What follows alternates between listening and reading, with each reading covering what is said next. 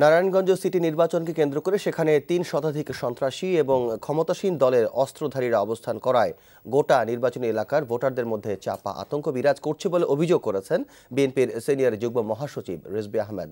নয়াপল্টনে দলের কেন্দ্রীয় কার্যালয়ের সংবাদ সম্মেলনে তিনি এ অভিযোগ করেন।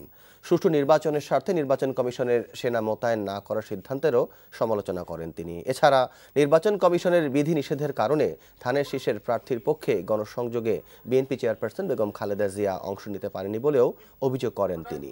বর্তমান সরকারের অধীনে কোনো নির্বাচন যে অবাধ সুষ্ঠু হতে পারে না, নাসিক নির্বাচনেও তার সুস্পষ্ট ইঙ্গিত মিলতে শুরু করেছে বলে সংবাদ সম্মেলনে অভিযোগ করেন রিজভী আহমেদ।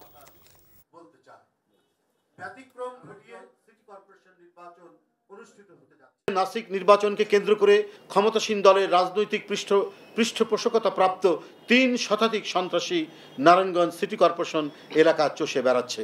স্থানীয় প্রশাসনের জ্ঞাতসারেই অরাজক পরিস্থিতি সৃষ্টি হওয়ার প্রস্তুতি চলছে।